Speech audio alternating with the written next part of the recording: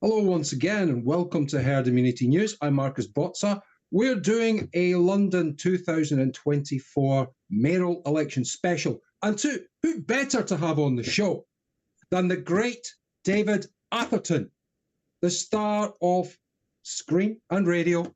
He's normally found on Talk TV, and you can find him on his amazing Twitter site, Dave Atherton 20. Tens of millions of views would be an understatement into the sort of attention that this man is getting for good reason. Without further ado, let me say, Dave, how are you, sir? I'm very good, and thank you very much for your very kind introduction. In fact, my reach per month is up to 100 million. Wow. So, I now make a living out of Twitter. Well, and deservedly so, because the stuff that you put out is unique. Absolutely unique. You can't really find it anywhere else. And if they do, it's days or weeks or months later. So we salute you for everything that you do, because with the information that you put out there, people can start to make an active change and not just put it to the back of their mind. Now, coming on to the London election. Now, before we get your insight into London, into what's going on, who's going to win, and what the after effects are going to be, we got sent an email. We put out, we requested that our viewers and listeners, he's a mutual follower of yours and mine, Reg, he's in Belgravia. I take it he's called Reginald, Lord Reginald. I know the guy, actually. I know of the guy, yes. He's amazing. I think we swapped DMs, I think. Yeah, I'll bet you did. Well, anyway, Reginald has asked, he said, please ask David, if we should really abolish the Greater London Authority Act 1999 and just go back to what we had before. So no more Greater London Authority Assembly, no more mayor. What are your thoughts on to what Reg is asking, Dave? Well, being a political hypocrite, if Khan gets re-elected again, the answer is yes, we should abolish it. If he doesn't, we'll keep things as they are. Do you remember when Maggie Thatcher got rid of the London mayor after 2 terms of, what was his name? Ken Livingstone. Yes. Ken Livingstone. GLA. He abolished GLC. GLC. Yes, right, yeah. And she delegated the power to the boroughs, and wasn't thought to have worked, but I don't care. He got rid of Ken Livingstone, I think the same is with Sadiq Khan. Really, could anybody else do a worse job than him? That's a matter of debate, I suppose, isn't it? I suppose Hamza, who is my most hated politician in Britain? Hamza Yousaf is north of the border, and the laws that he brought in don't necessarily affect me. Although it did. I don't know whether you know, as you know, I'm a sort of Talk TV commentator. Yes. And normally on sort of Thursdays and or Fridays, 10 o'clock onwards. We're back on the TV as well from this week. Anyway, excellent. So we used to be radio only, but anyway, moving on. Sorry, losing my train of thought here.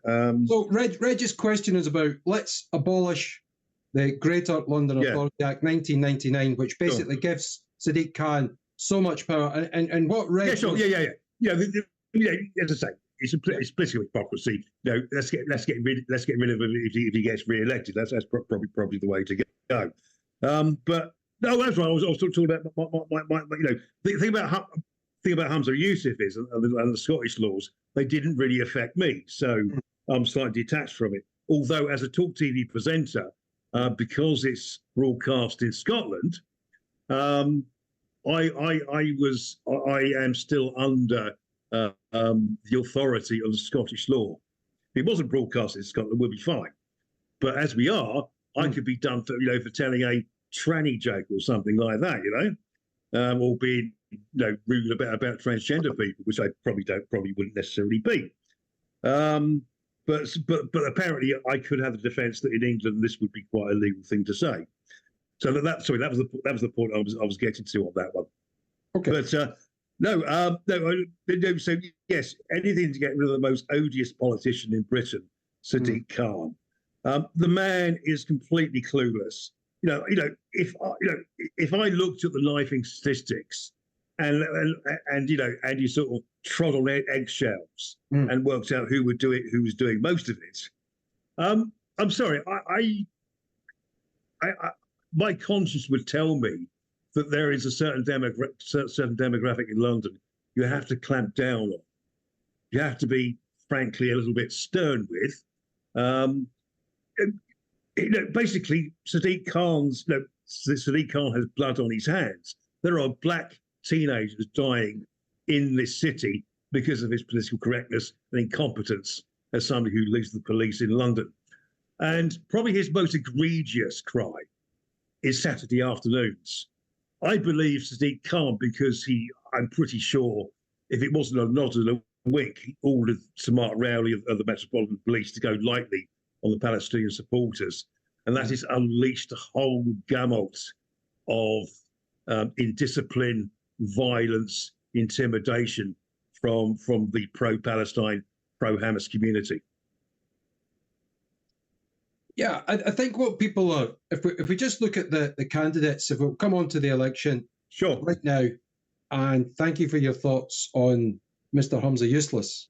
Now, that's another issue. We might get you on nearer to the time when there is an SNP leadership election. Looks like it's going to be John Swinney as the continuation candidate and Kate Forbes as the centre-right Scottish Conservative business-focused candidate. Well, centre right left, or centre left right. Well, put it this way, Dave. She believes women are women and can only be women, and men are men and can only be men. Well, that makes her a right-wing extremist in Scotland. That view. One swallow doesn't make a summer, does it? Well, indeed, and don't mention swallows to the SNP because you may get a picture of Derek Mackay popping up on your screen. So let me just say this to you. Sadly, the reading is Sadiq Khan is odds-on favourite. You're getting 50. It's 1 to 50. Susan Hall second, 10 to 1, and then it's just a mixed bag. We've got Howard Cox, who we interviewed from the Reform Party, very active on anti-ulez, active on getting the police back out onto the streets rather than in the office. But it's between really two-horse race, Susan Hall and Sadiq Khan. Before we get on to Mr. Khan and his CV, his resume and what he's done to London, what were your thoughts on Susan Hall's campaign? Conservative candidate. I thought it was fairly limp, actually. Could I name you one thing that she said she will abandon ULEZ on day one. I suppose that the in a certain sense the Mayor of London has limited powers, so there's not too much to sort of bitch and moan about. But I just get the impression that she wasn't the right candidate. The only right candidate the Tories have had in the last 20 years has been Boris Johnson. So that's the only person that matters. It was basically, I'm just thinking of the word nondescript. It was very beige. It was very sort of, average. And, I've signed up to her emails. And they're all sort of fairly sort of, irrelevant, they're not setting my pulse racing. Again, it's like most things in politics these days. The reason I'm enthusiastic about Suzanne Hall is that she's not Sadiq Khan.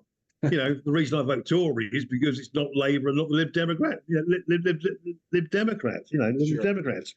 It's just a shame that Howard Cox, who would be my pick for mayor, week in, week out, frankly, I've seen his votes somewhere between 2% and 7%. He's basically he's nearly a spoiler candidate for Susan Hall. By the way, not all is lost. Not all is lost. Not all is lost. I was reading I was on Guido this morning. There was a full Eva poll opinion poll, and she's only 10 points behind. Now, apparently, 15% of Londoners don't have photo ID. And I think the people who don't have photo ID, it's very easy. I saw something from Lee Evans. He's a sort of well-known sort of Twitterer and guest on GB News. He actually did it himself. He filled in the forms online to his local authority to get a voter ID card. Mm-hmm. He got it within 2 days. Anyway, so there's no excuse for not having voter ID. And presumably a voter ID you can probably use for other things as well, for identification purposes. And it was completely and utterly free. 15% of the electorate are absolute bloody idiots, Let's give up with some people. Some people maybe aren't born to vote in every sense of the word. But the point is, the 15% that won't be voting because of ID probably will swing towards Khan. They're probably called Khan type voters. So even if it's sort of 11%, the vote he's lost, Susie creeps in. Well, there may well be a lot more people tactically voting as well. They realise for one reason or another, Howard, great man as he is, we've had the privilege to interview him and meet him in person on his ULEZ demos in Orpington and met him in London during the reform meeting, AGM. So it's not worked out, as you say, 2 to 3%. That 2 to 3%, 4% may come across tactically. A lot of the people that were going to vote reform that we know down in that area, they're all going to vote for Susan Hall, tactically. But as you say, she wasn't the best candidate. That you felt the Tories could have done better. But on the turnout point, if I may put this to you, 2021, 42% turnout. And the areas that are really up in arms, where the Blade Runners are coming from, like Bromley, Sutton, Havering, Hillington, Bexley. 1.1 million of those people aren't going to turn up to vote. That's what we need. Them to turn up to vote. We need 10% to get off their arses and vote. Will it happen? No. The point is that there are enough. Well, there are enough. How can we put it?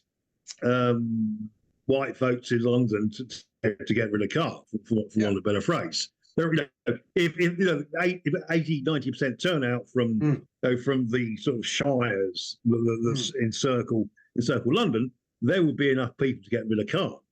We can only cross our fingers. I cast my vote on the way back from the pub, as you do. And so, that was a lead car. No, you didn't vote for the bin man, did you? The bin head man by mistake. No. I promise you. But I think I made a mess of it because I put a tick in. And then I changed it to a cross, so it might go down as a spoiled ballot. But never mind, I could have gone back. You didn't vote for Zoe Garbett. You didn't vote for Zoe Garbett by mistake, did you?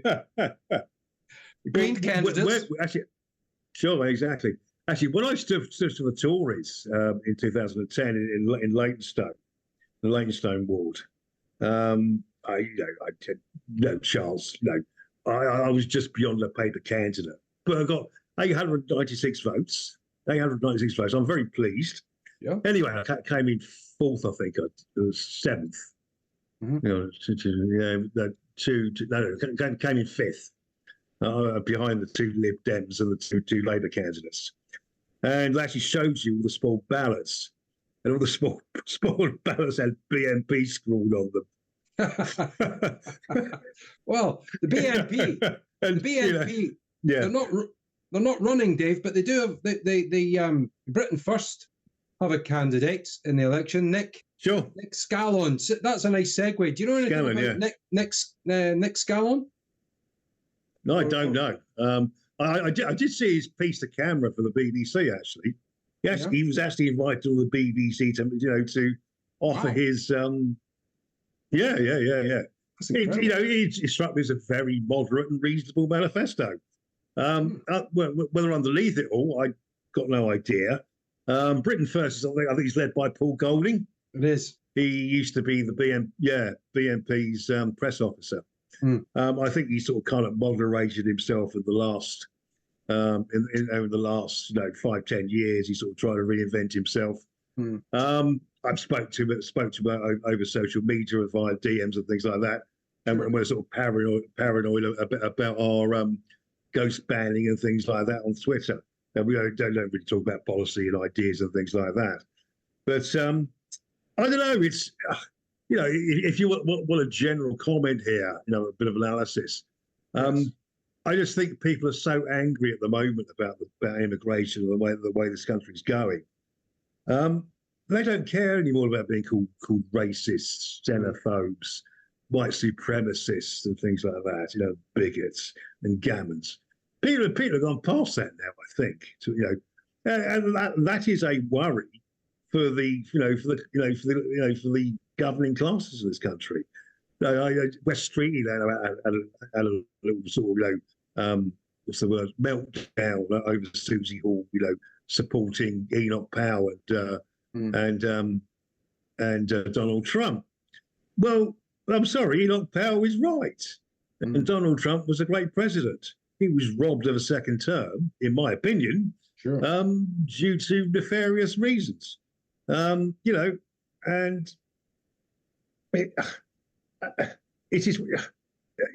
is one thing. The open window has shifted far to the right. I don't know whether I'm sorry, we're sort of obviously broadening out the conversation here. Did you see Eva Vlaardinbrug's CPAC talk on the Great Replacement? Yeah, very powerful stuff. Heading home. Yeah, do you know how many? Yeah. Do you know how many views her video on X has got? Probably tens of millions. 50 million views. Yeah, I'm not surprised. That's sort of that's sort of kind of Olympic Games, World Cup, World Cup final coverage, numbers, isn't it? And she was sort of talking about the great replacement. I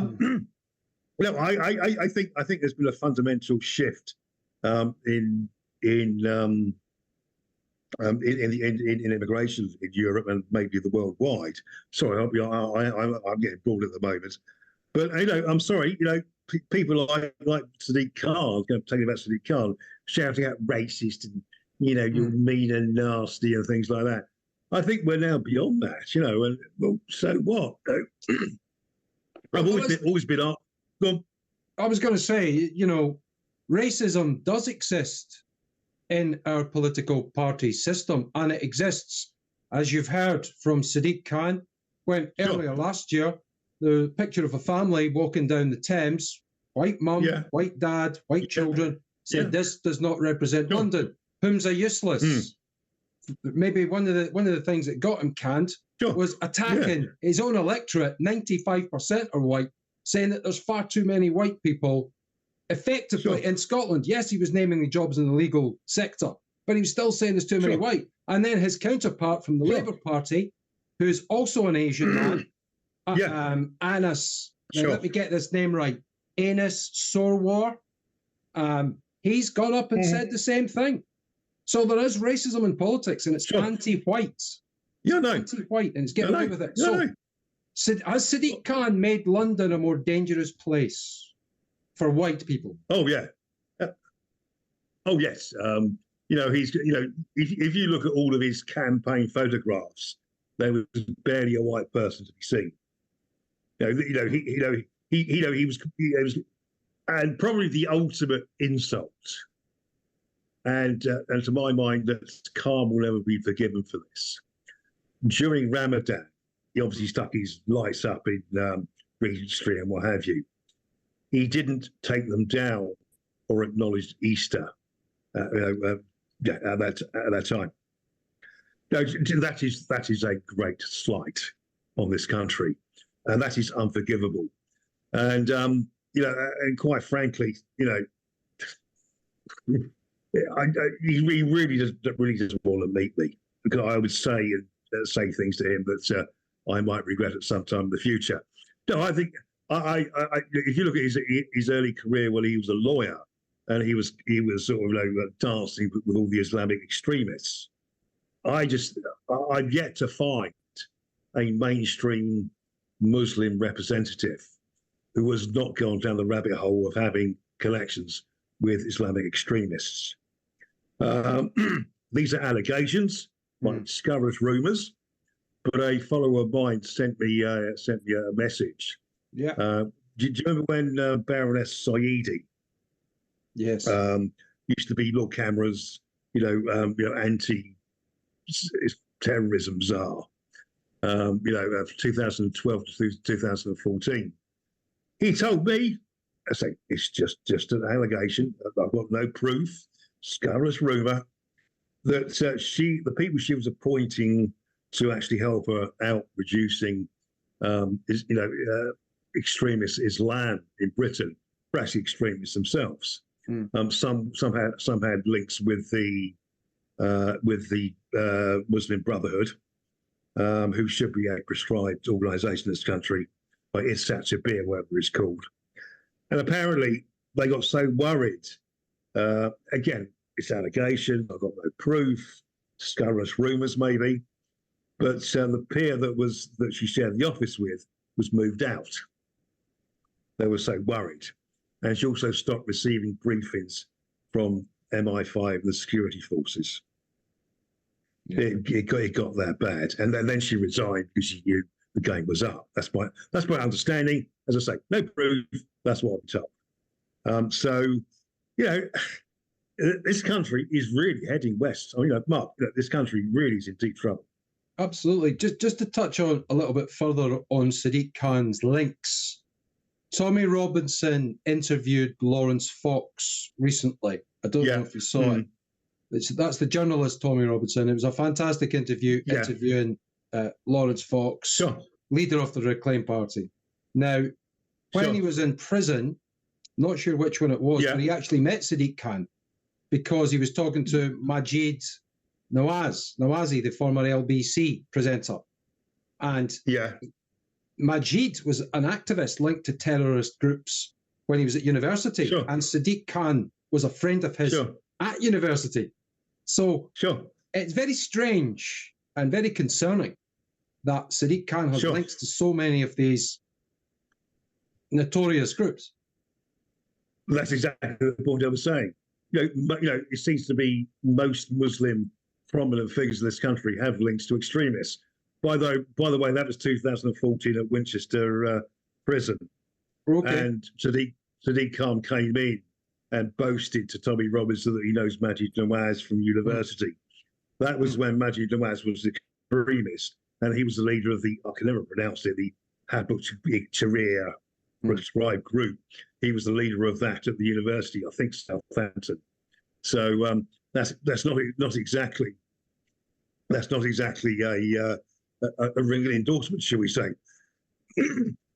So what I think Sadiq Khan went down there for was to persuade Robinson to become an informer.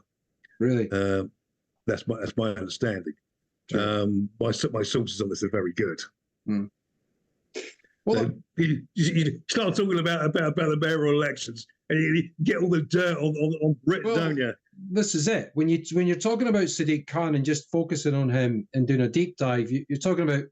So you're accepting that obviously it's an open goal question, but London is a far more dangerous place, especially for white people now. But it's Jews, particularly Jews. Well, and Jews as well. We will come on to that into the Saturday afternoons. But just recently, there's been another stabbing, another stabbing in London, where it looks like a Brazilian psychopath has murdered a young black child. Now we don't know the background of the victims. We don't know who was involved, why they were involved, what kind of act it was, if it was just a madman running through. But a week before this happened, Dave, Sadiq Khan spoke out against the use of tasers. Now, where are you on the tasers and police? Well, I can see your face palming. Oh yeah, I know. Where are you on tasers? Where are you on tasers or weapons for the police? They should be used more. So let's start off. I'm not aware of any serious injuries from people who have been tasered. I'm not aware of any. I'm sure there probably are one or two knocking about somewhere. But if the police use a taser, they must feel threatened. I.e., someone's got a knife, someone's got a weapon, and they're being attacked. It seems to me tasers, you compare them to America.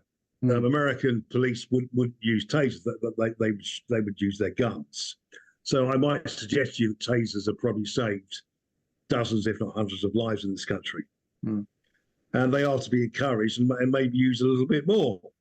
It seems to me, it's like getting most appalling electric shock, and you literally sort of kind of lose consciousness or you lose control of your body. You fall over. I think probably the greatest risk is if you bang your head too hard when you hit the floor. But I don't think the police use them lightly. And I think they do use them when they're feeling provoked or they feel in danger. For all the police's fault, I think they show a lot of self-control and a lot of patience. With some horrible yobby people. So you're for tasers. You're for every single police officer to have a taser, because if they're in that situation, it saves lives. Okay. Sure. What about stop and search? What are your views on stop and search? Right. Let me give you the broad answer, then give you the specific answer. It goes to show you what's an appalling society. Instinctively, my own reaction is it's an invasion of somebody's privacy. It's overreach of the government. But I'm sorry, there are people that deserve it. This is the whole thing about the way society is these days. Is that I'm instinctively a closet liberal. If you open the wardrobe door, out pops a liberal Democrat when it comes to sort of civil rights and things like that. But the way that some aspects of society and communities have done to this country, I'm sorry, we can't trust you to behave in a civil, humane, and human way. We have to sort of get tough with this, And I think it's something like 69% of all knife crime is committed by black teenagers when they're only 13% of the population. What's that ratio? What, 5? Is it? 5 to 1. I'm sorry, guys. You're the ones carrying the knives. You're the ones carrying the machetes. I'm sorry, take ownership of it. And quite frankly, if you're the victim, stop whinging, get on with it. Don't carry a knife. And then you hear people like Don Butler. You get Jeremy Corbyn, David Lammy, Diane Abbott, all talking about racism, all talking about, and the police are terrified. And this brings us on to the stranglehold that Sadiq Khan has over the Metropolitan Police. And we see two-tier policing and then two-tier justice. Now, on don't the point start me off. Well, let's go. Let's go for it, because recently we saw the disgusting sight of a Jewish man being confronted by a member of the Metropolitan Police Force. I think he wasn't just a normal hobby. I think he was ranking an officer, and he said, "You're openly Jewish." Now this must break all the diversity, equality laws and regulations, but nothing was done.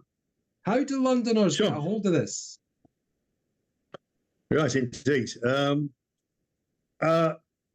To give the police, the Metropolitan Police and Sadiq Khan, some leeway, I think Gideon Halter, the man you're referring to from the campaign against anti-Semitism, we have exchanged messages which haven't been entirely pleasant. But that's by the by. I think he did contrive that. I think he went out to prove a point. Yeah, it was a setup. But.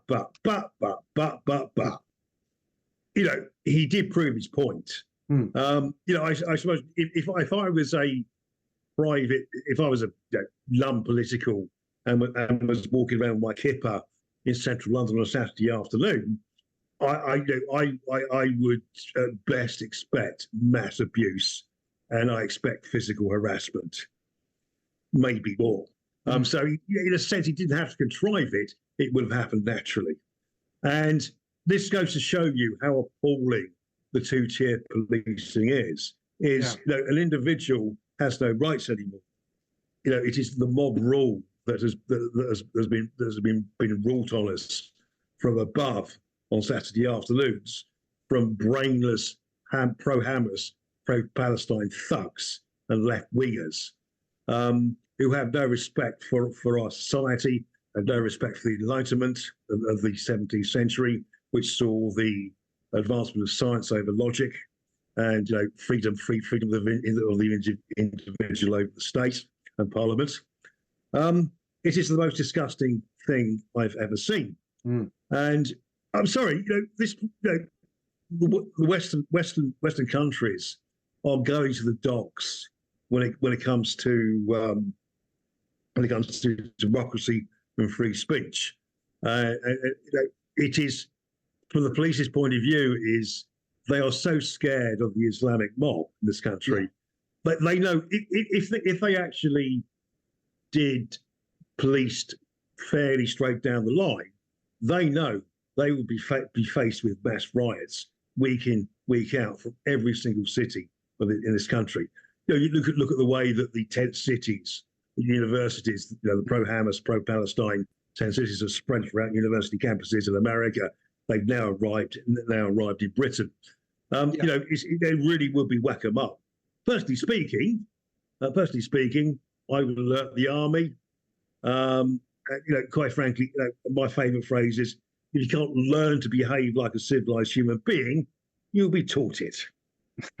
Well, and we've got to bring the army in.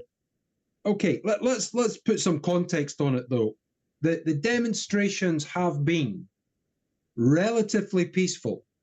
We have seen some horrible isolated incidents where supporters of Israel have held an Israeli flag, or even chaps with England flags after the rugby, where have been told they're promoting racism and they must take those flags down.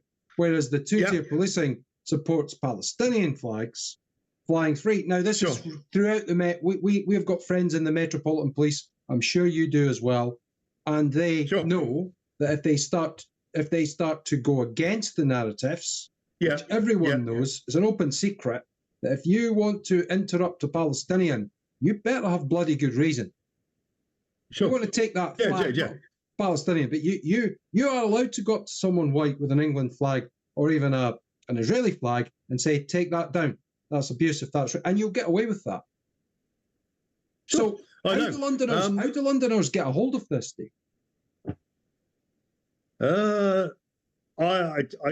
thought about all the various aspects of this way this country is going, and because the politicians right at the top are also spineless, I'm afraid to say I can't see this ever changing. It's a case of put up with it, shut up, put up and shut up, and get on with it. Democracy is dying in this country at the moment, and the politicians do not have the backbone, do not have the stomach to deal with it. It's absolutely appalling. Where this will go in 20, 30, 40, 50 years' time, I can give you an idea. But I'll tell you something, it's not a nice place. Is London a microcosm? Is London a microcosm of what will happen to the rest of the UK under the next Labour government? I think you're probably right. And it is what is going on in Sweden at the moment. Although the Swedes are getting slightly tougher at the moment from what I've read. I think the Labour Party will be, after 6 months, maybe a year, will be hated more than anything you can imagine. They're all sort of counting, quite rightly, on a reasonable majority. And all those pet projects for the last 13 years that they've been discussing in their smoke-filled rooms will be entering into the parliaments. It looks like we have to learn the hard way when it comes to a Labour government. I would never vote for them in a month of Sundays. But I'm sorry, this is the way things are going. Rishi Sunak has completely made a mess of and also the Conservative hierarchy has made a complete mess of running this country. They deserve to be thrashed. And when Rishi Sunak does show a backbone, when he faced down the Lords on his Rwanda bill, it's too little, too late. If he'd done that a year ago, he would have been okay. He'd be riding in the polls. Okay. Boris Johnson would be 5 points behind in the polls. as soon as Labour bring out the manifesto, it's going to be monstered. And like West Street today was banging on about, as I say, I mentioned about racism and white supremacy about Susan Hall. He got such a spanking on Twitter, it was embarrassing. But that is the next 5 to 10 years that we expect from the Labour. Okay, well, we've got a problem in politics, and we've got a problem with corruption in politics. No shit, Sherlock. However, when you look at the 1922 committee, the committee that basically select the top dogs in the Conservative Party, you've got characters like Mr. Ragg, right, who was compromised. He was caught sending pictures and images of himself as a gay man. He was compromised. You have the leader or the head of it. You have what was his name? Graham. Was it Graham? Brady. Yes, Sir Graham Brady. Very forgettable character. Yeah. Very forgettable. Sure. He steps down for the anointment of Rishi Sunak, which we've said is linked to his father-in-law. It's linked to central banking, digital currency, his Infosys in India. Money talks in every party. But when you look at the corruption, even Liz Truss, when she was being interviewed by Farage, she spoke of the deep state. This is a former Prime Minister now talking about the deep state and its machinations. We really have the Conservative Party need an enema, a political enema. They do. Taken out of it. How do we get there? Frankly, the only way I can see that is regime change, and we have to. The only way out I can see is reform at the moment. It's the only way I can see it. They might end up. What my major criticism with reform is, I think their heart's in the right place. I think if they did get into government or had influence of the government, I think they would go a little bit more mainstream. I wouldn't say selling out or sold out or whatever, but I think they may be forced to over-compromise, should we say, and to a certain extent go native. But the Conservatives are done then. They're finished for you. For the moment. They are the world's most successful political party. I think it dates back to 1820 something, where for 150 years. Sure. Whether that's a good thing, I don't know. It depends what kind of philosophy and policies they have, and how many sort of wets and one nation Tories get re-elected, and what kind of influence they might have, or whether they change their views on things. It's the same problem that Baroness Thatcher had. The people she inherited in the Conservative Party around that time were sort of your Tony and Oxbridge types, which bedevil Parliament all the time. Someone like Lee Anderson, is the acceptance of the rule in Parliament. When most people are, public school, grammar school, Red Brick University, Oxbridge. I know. It's not new blood, blue blood. They feel embarrassed about their wealth and their privilege, and they want to inflict the pain and on somebody else, but not them. Is it very depressing times? I agree with all that you said. Is it related to the UK's social standing in the world falling quicker than stock in Ratner's when Gerard Ratner got up instead? Most of our stuff is crap. It's crap. Exactly. Is it our social standing in the world? I mean, we just seem to be little more than a migration dumping ground for the trash of the world. Again, going back to sort of philosophical basics, I've often mentioned when the Berlin Wall fell down in 1989 in Germany. It was obvious, despite all the protestations from the left, that West Germany was far more wealthier than East Germany by a factor of 3.5. I've worked out. I've actually managed to extract the figures and work it out. And they're finally the left works out. Poor were more richer under capitalism. The poor were richer in a free market. Of course. And so therefore, they couldn't persuade the electorate to vote for a socialist party to run the country economically. So they're going for the Marxist march through the institutions. So they're not going to run the economy, but they can run the institutions like universities, social services, teaching, things like that. And I think they've really got the civil service by the short and curlies. I think the Marxists run the civil service, who really do run the country. I was looking at something that Dominic Cummings said, and do you remember when Dominic Raab got fired for being for throwing a tomato into the bin? Indeed, yeah. Tomato, yeah. To my mind, Rishi Sunak had a perfect opportunity to get up in Parliament and say, "I'm sorry, you useless, spineless, limp-wristed snowflakes. If you can't take the minimal level of criticism, and someone's showing some frustration, not at your expense, then I'm sorry, you should be the people that should be going, and you should be the people resigning. And Dominic Raab has my undying support, and respect." Well, they got rid of, even better than that, or worse than that, they got rid of Liz Truss, the Bank of England, in brackets, the markets. She was, medium to long term, our best hope of rescuing this country and the Conservative Party for the next election. I think she's, I always go against the tide because I always stand up for what I believe in. She was utterly stitched up by the blob. Absolutely. She could not, I know.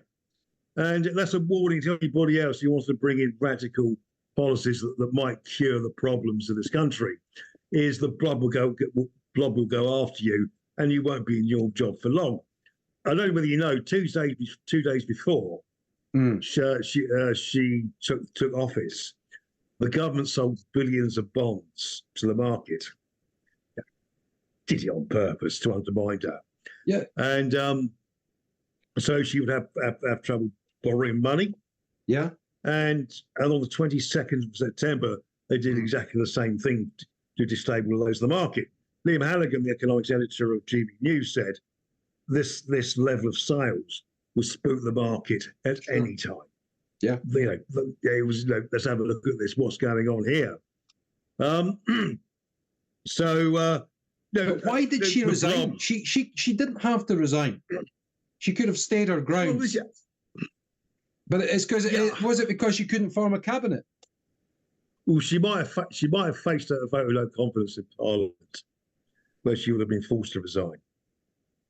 Come on, guys. Do you want Liz Truss to be our Prime Minister? Yes or no? And it goes to a vote in Parliament. Obviously, all the opposition parties would vote yes, and there'll probably be enough Tories to vote her out as well. I think that's where it's coming from ultimately. But there would have had to be a general election. Yeah, well, maybe, yeah. She should have forced it, Dave. Or can I put it to you? Should Liz Truss not have said, right, let's have it? Theresa May did it with Brexit. She's got she had a 70-seat majority. She should have said, right, let's roll it. Let's go. I'm going to stick to the end. I'm not going to be 40-day Liz or 49-day Liz. But it was Thatcher would never have done that. She would have stood her ground. Sure. Well, there might be even more going on that we don't know about. I don't know. That's a good point, because I think Rishi Sunak has threatened the Conservative Party he'll call an early election. Yeah, why not? And Liz Truss could have done, okay, you want to force me out, I'll call an election now. Yeah. This is it. I don't know what went on. There's one person I know who I might ask the question, who might know the answer to that, and I'll get back to you. I'll get back to you. Please do, because as you say, Theresa May did it over Brexit. She reached an impasse. She went ahead and had another election, 2017. She saw off the opposition. She went through the vote of no confidence. She actually got the letters in. There was a vote of no confidence, which she survived. and after that you get 12 months stay of execution. Sure. However, if I was advising Liz Truss, I would never have told her to take on Jeremy Hunt as your the most unpopular MP, probably next to Tobias Ellwood. Absolutely incapable arsehole. I would have said, stay away from people like that. Maybe bring in one of the old guards, Ian Duncan Smith, Jacob Rees-Mogg. Bring in someone like that who's a conservative. David Davis has respect amongst the membership.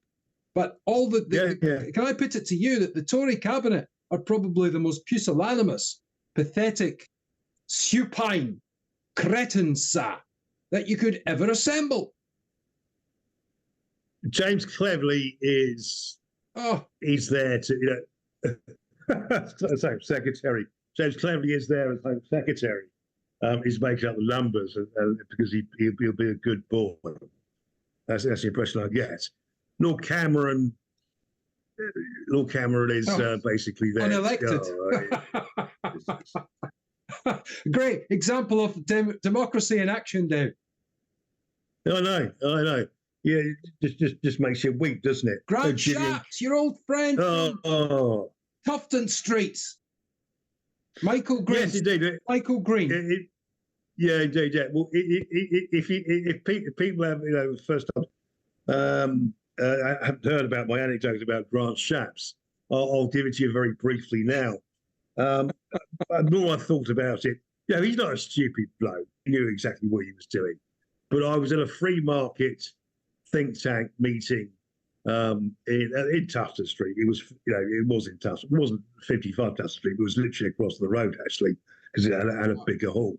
And Grant Shapps came in and gave me the most of the people who were in the Tufton Street aren't necessarily right wing politically, but they're right wing economically. They want lower taxes. They want less government. And Grant Shapps came in and gave us the biggest FU you've ever come across. The government should be doing this. The government should be doing that. Now, we sat there in polite silence thinking, you absolute Berkshire Hunt.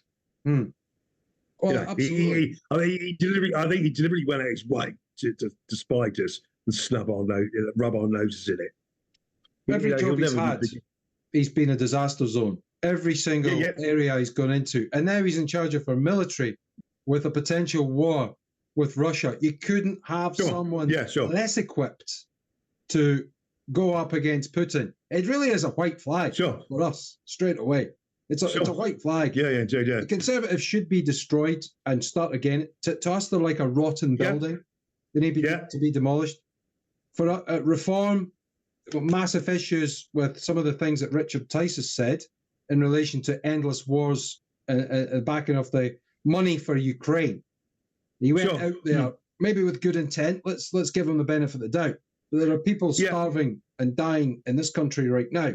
They're dying at the hands of illegal migrants. They're dying because of lockdowns, the cost of lockdown crisis. Let's not call it the cost of living.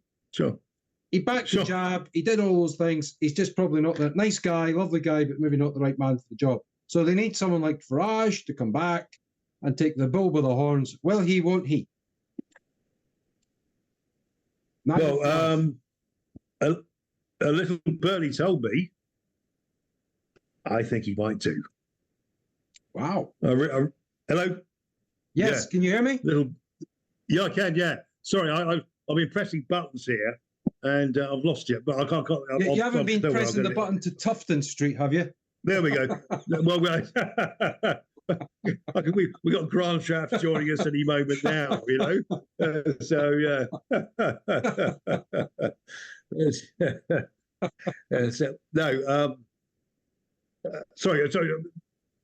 What was the question again? Sorry. Talking about the political landscape. Farage. Conservatives are done, dusted. Farage into reform. What say you, sir, as a political expert? Your finger is on the pulse in London. Is Farage coming back? I think Nigel Farage will stand for the constituency of Clacton in out east, and I think he would lead the Reform Party into the next election. That's my That's based on instinct, and also some words that have been passed to me. Well, you are at Talk TV, and Talk TV has very good links to the Reform Party. Yeah. You have Reform Party members on your staff. Sure, yeah. Rooms, and there's no harm in that. I mean, I've great ties with Reform, but there are things that they back and probably put their hand up and admit they get them wrong, like the COVID vaccine probably not for the majority of people, but we have Andrew Bridgen on and people like that have done so much. What can I get your views on that? What did you think about Reform not getting together with Andrew Bridgen over his comments of the vaccine? Was it the tweet that did him in? The tweet about the Holocaust, the medical Holocaust. I thought that'd be, forgivable. Yeah, I don't take your point. I think Richard Tice. I've been in touch with Reformer over the sackings of those candidates. Oh, it was disgusting with the hope not hate stuff. Was that the hope not hate? Tell our viewers about that, please. Yeah, sure. Well, indeed, yeah. Hope not hate. Have got a particularly big budget, which indirectly derives from the taxpayer. Really? Yes. And they did some Twitter archaeology of some of the candidates. I thought a couple of them were a little bit near the knuckle. Mm-hmm. Someone described immigrants as a disease. You can't really say that. No. Some were sacked for liking and retweeting Tommy Robinson, which frankly is probably 80-90% of the Reform Party have got sympathies with Tommy Robinson, who can see through the monstering, who can see through the fitting him up sort of thing, Yeah. I don't know what kind of influence I had within Reform, but I passed on my comments, and I said, well, frankly, if Hope Not Hate are slacking me off and the Guardian are writing hit pieces on our candidates, I would wear that as a badge of pride. And I said, look, this won't end here. There will be drip, drip, drip until Richard Tice thinks he's some kind of establishment politician. Until Richard Tice becomes guerrilla, like George Galloway, F you, attitude, and you take the attitude, if it's in the Guardian, they're slacking us off. I think we're doing a good job. We take that as a compliment, you have to take the attitude. Labour Party kept Nick Brown. Keith Vaz was on the books for 3 years after his late night washing machine salesman act. Remember Keith Vaz? That's Vaz. Yeah, Vaz was the washing machine salesman. Yeah. But that's the comparison. That sometimes these things happen, and people can be spoken to. It can be disciplined. Yes. Sure. I've never understood why what Nick Brown has been suspended for has ever come to light. I've never understood why. Sexual angle to it. I'll put it that way. Sexual angle. My understanding is, okay, it might be a scurrilous rumour. It's an allegation. Blah, blah, blah. Usual disclaimers. Got no proof. I understand it was Rent Boys. Along those lines. Rent Boys. Yeah. He joined the Pet Shop Boys. Yeah. Something like that, yeah. Yeah. And the rest of it I won't extrapolate on. No, allegations, of course. But these are all allegations. I know, completely allegations. But I've never understood why this has never come into the public domain. It's an open goal for the Conservative Party. Yeah, well, they don't want to. There's maybe good reason why they don't want the Rent Boy thing to come out, because it'll be tit for tat. Yeah, I understand it went a lot more than that, but yes, how Brown dealt with the pushback was even worse. But anyway, we'll say that for another day. Yes. But actually, I might be able to find out about that as well. So let me go and do some digging, because I can't understand why the establishment, even the people I know within politics, have never sort of commented on why he went. No. Let me see what I can do. Well, and there's obviously a limit to what we can say. We sometimes ask ourselves the question, there are conservative Muslims out there. There are Muslim Brexiteers. There are Muslims that might not want their towns and areas to be flooded with people with no background checks coming into their country, because remember, it's all about resources. It's about capacity. It's nothing to do with colour or race. Yes, there are ideological incompatibilities that make it insane for some ideologies to be here. With the problems we have right now in London, we're asking ourselves, groups like the Blade Runners. Now, we've covered these extensively, more than any channel. Herd Immunity News named them the Blade Runners because of our contacts in Bromley, Orpington. Obviously, we don't know anyone. Great work, Mark. Well, thank you very much, sir. Thank you. That'll be on my headstone. maybe the headstone will be knocked over. Well, I'm probably great work is probably underestimating it. No one has done more to publicise what's going on. Yeah, I think it's that you said great work on the overall coverage of how this is civil disobedience, really, that we haven't seen since the peasant revolt. Was it 1381? Peasant revolt, sir? 1348, I think. Something around that period. But anyway, this is something that may be written about in folklore. There may be tapestries about this. You cannot underestimate the amount of hatred for net zero ideology, for man-made climate change, for Sadiq Khan's lies, utter, unadulterated, barefaced lies. We'll say that now, even if we get into trouble. We're saying that he lied over the ULEZ data. He worked and conspired with Imperial College London, with Professors Gary Fuller and others, to come up with a document that said 4,000 people a year die from emissions from petrol and diesel cars. He's been caught red-handed as a liar. The scam is no small beer. It's 400 million in theft because of this net zero madness. We need to scrap net zero because the Blade Runners are scrapping the whole program for him. We've estimated by our statistics here and from our excellent reporters that just happen to be passing when these cameras are taken down, sometimes seconds after, Dave. We estimate that all the cameras in the UK, all the cameras in London at some point will be retired. Everyone. We can but hope, can't we? Well, no, in some ways. It's happening. Provided it's done legally. I can't condone, vandalising of state property. Yes. So can't be naughty about this. As an Ofcom regulated journalist and broadcaster, I have to be very careful with my words. Well, if you see any wrongdoings, you would do the right thing. I would report them immediately to the phone box. you would take the appropriate steps. I would do, yes. I would stand there outraged and Mr. Angry of London. Oh, listen, if we saw it, we would make sure we took the right measures. Measures are very important. Joking apart. Yeah.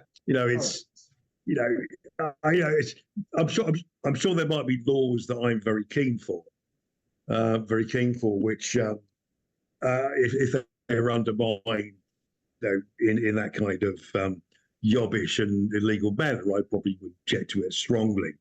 And it really is sort of a tussle of my conscience to try, because I believe in the rule of law.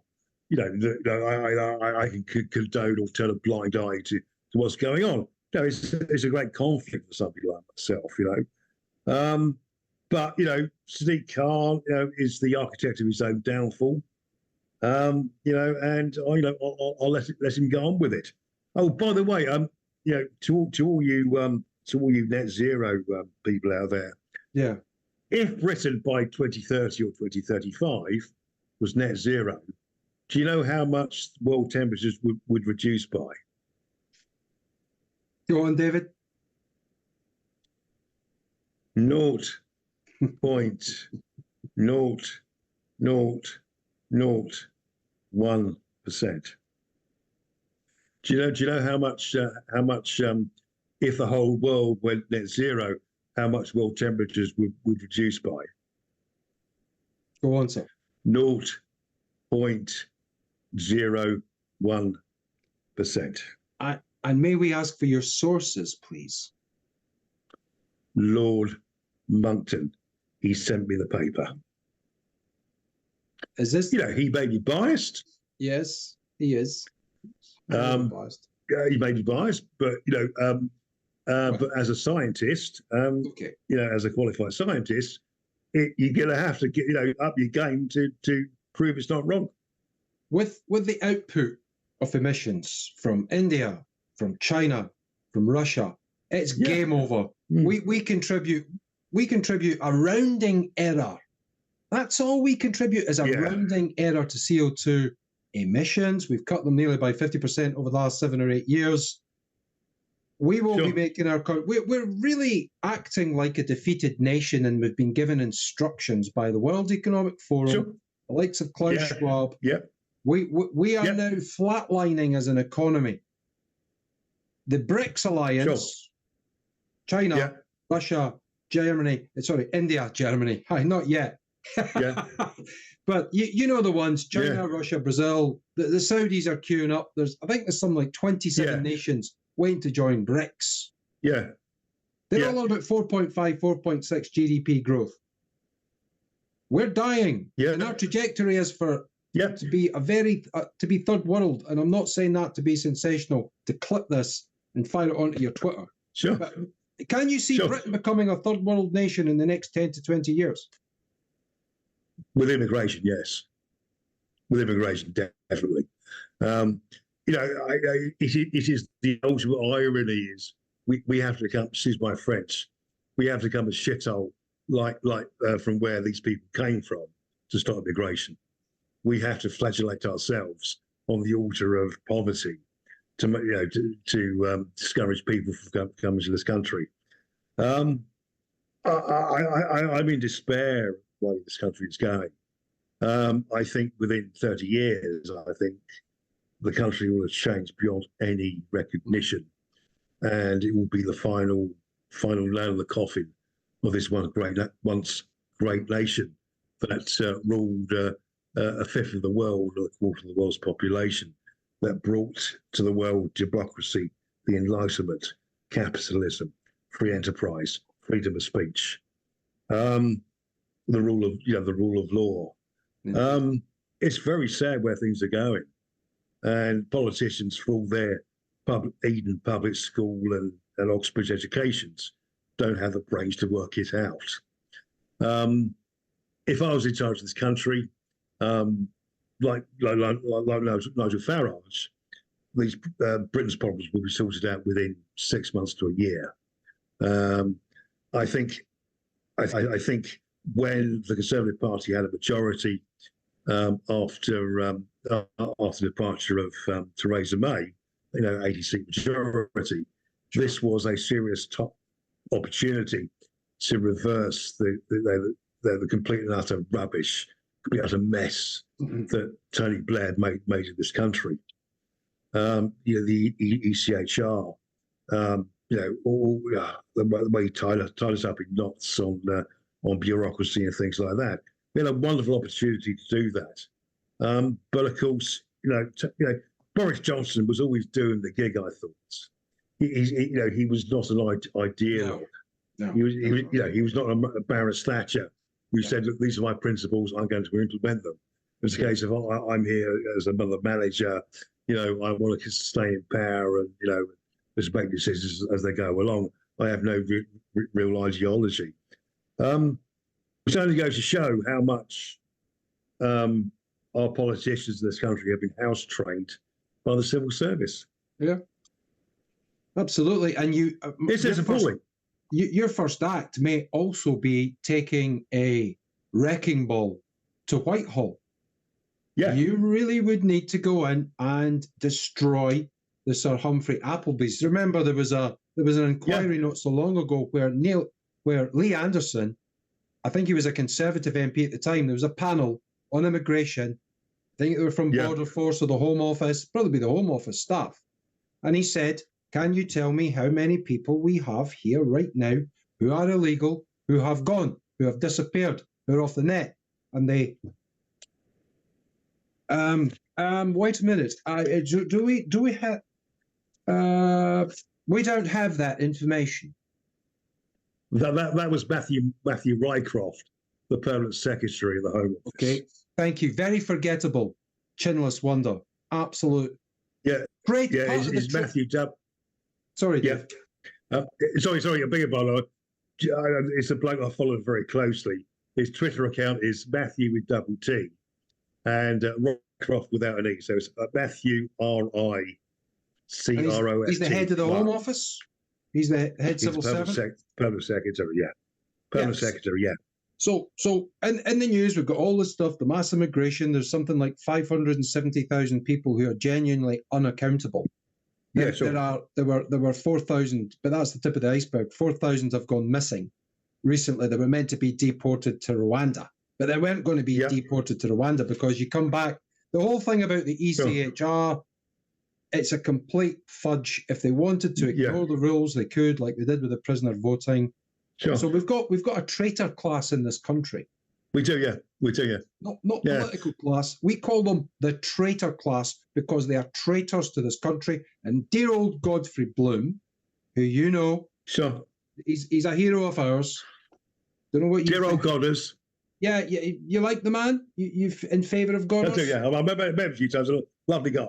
Yeah, absolutely. He's probably one of those people who you could say, and I don't say this lightly, maybe one of the best prime ministers we never had, Godfrey. Indeed. Anyway, he said we should deal with traitors in the United Kingdom as we used to do. Now, I won't say any further than that. But anyway, look, you've been on for a long time. London mayoralship, give us your prediction, give us the aftermath, and give us a little bit ray of hope for our Herd Immunity News listeners and viewers, and for the Dave Atherton 20 viewers and listeners. Give them something, please, Dave. Sure. Do you know something? I might be a shock win tomorrow.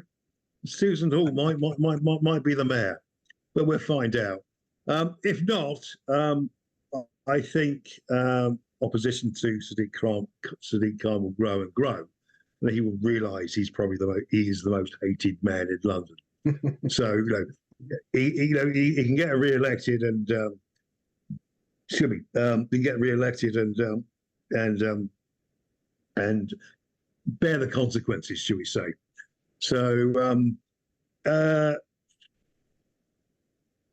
longer term, people will get so fed up with this with the city, people will move out, and people will take their wealth with them.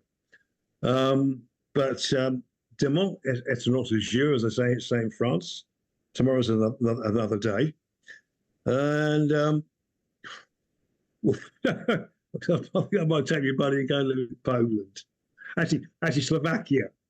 Did you see my tweet this week on Slovakia? Yeah, just give us an overview. Excellent value for money, great economies of scale. I just saw this sort of little comment, scrolling through my tweets as you do. Yeah. I think his name is Fico. He's the Prime Minister of Slovakia. Population of about 5 million. They split from the Czech Republic, I think 10 years ago, something like that.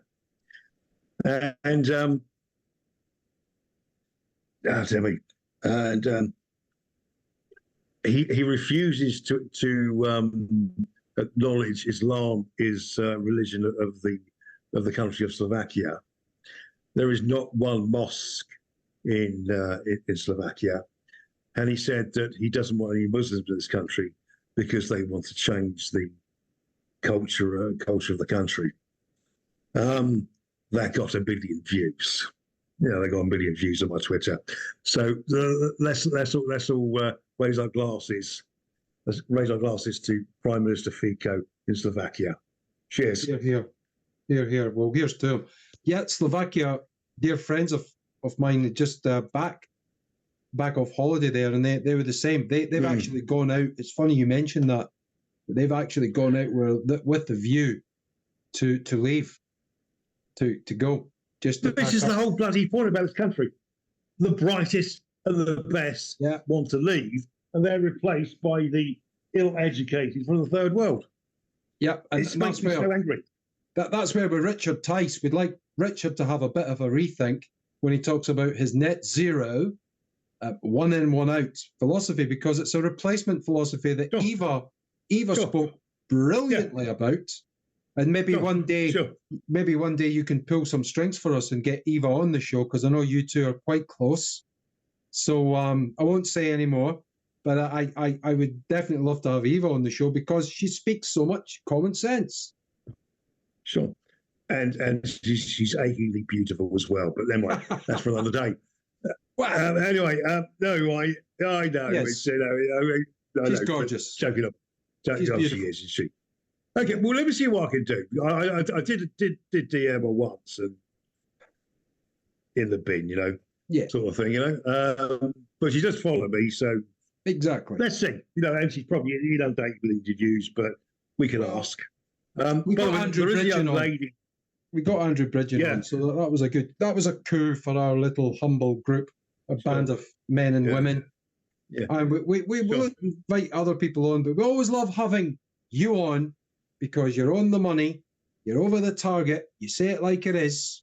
You bring the academic side as well into it. But look, we always recommend that our viewers and listeners go on to Dave Atherton 20. If you want to see good things that are happening in this country, people that are actually going out and taking action to help the police. Sure.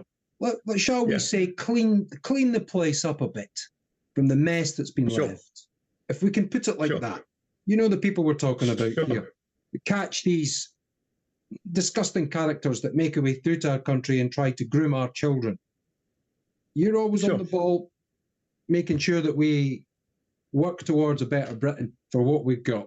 But anyway, Dave, I'll say unless you've got anything else to say, sir. Was there anything final you'd like to add? I'm always grateful to be invited onto the programme.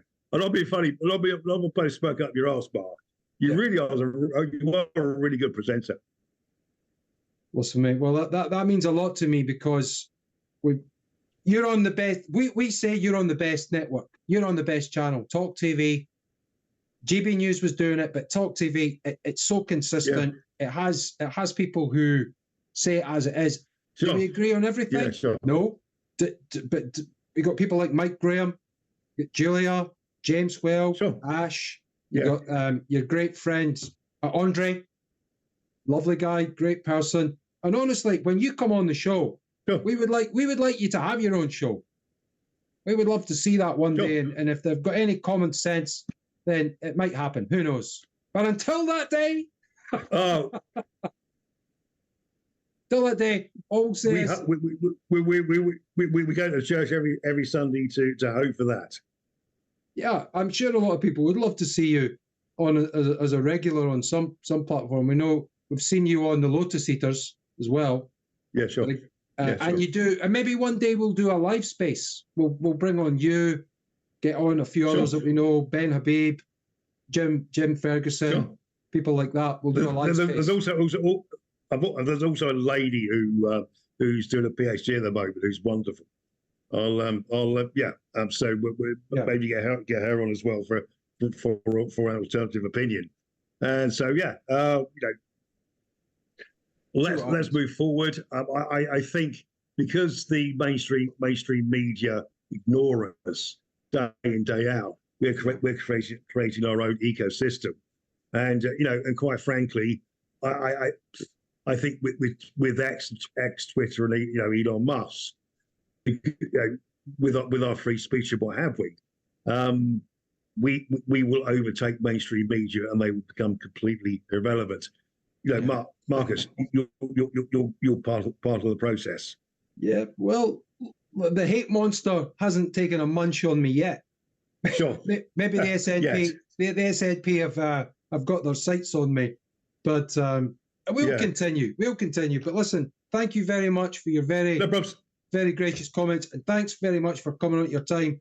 Everybody will leave the links to this great man, Dave Atherton 20. Follow him,